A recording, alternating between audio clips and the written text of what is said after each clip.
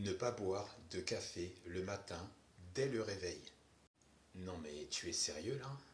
Le prendre à jeun, donc l'estomac vide, est désavantageux. Ah ouais, et pourquoi? Il risque de te rendre plus usé, affaibli, tout au long de la journée. Dans ton estomac vide, le café va enclencher la production d'acide chlorhydrique, qui sera propice aux brûlures d'estomac, au ballonnement et pour certaines personnes, la diarrhée. Peut s'en suivre des reflux gastro-œsophagiens.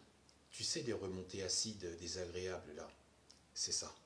Ça va perturber ton taux de cortisol, donc peut te rendre plus anxieux, voire de mauvaise humeur. Attends, cortisol, on peut en parler? Le cortisol, c'est l'hormone du stress, mais aussi de l'énergie. Sécrété de manière cyclique dans la journée, le cortisol atteint son point le plus haut de production au réveil, le matin, et en grande quantité, car c'est à ce moment que tu peux y puiser du plus d'énergie. Cette énergie que nos ancêtres employaient à bon escient pour chasser, pêcher, cueillir, quelques minutes après le réveil. Le cortisol chute au fur et à mesure de l'évolution de la journée et se retrouve quasiment au point zéro en début de soirée. Après une nuit de sommeil, au réveil, tu es déshydraté. Le plus simple est de t'hydrater avec de l'eau pour démarrer ta journée, car le café est diurétique. Diurétique, c'est quoi? On peut en parler? Ça veut juste dire que le café augmente la sécrétion urinaire. Ça veut juste dire aussi que tu vas pisser autant que moi je parle. D'ailleurs, le meilleur diurétique naturel puissant est le thé vert. Il est drainant, il facilite l'élimination rénale de l'eau. Le céleri et le concombre également.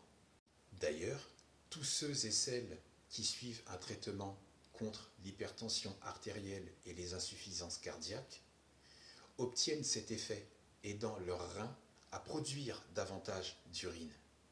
Et naturellement, plus tu urines, plus tu élimines les excès de sels minéraux et d'eau dans ton organisme.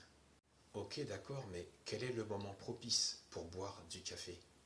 L'idéal serait de le boire minimum 3 heures après ton réveil. Parce que, à ce moment, ton corps est à son summum de production de cortisol. C'est pour éveiller tous tes sens et surtout pour que tu puisses fournir l'énergie nécessaire à l'ensemble de tout ton corps, de tout ton organisme. Ok, mais pourquoi patienter 3 heures après le réveil? Cette hormone qui éveille tes sens et qui te fournit cette énergie au réveil, le café va entrer en conflit avec elle. Le café va casser sa chaîne de production et cette hormone va se retrouver violemment en baisse.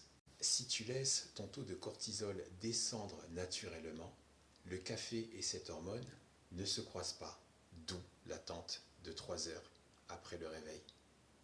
Passé ces 3 heures, le café et cette hormone n'interfèrent pas et c'est à ce moment précis que les bienfaits du café te seront totalement bénéfiques et totalement optimisés.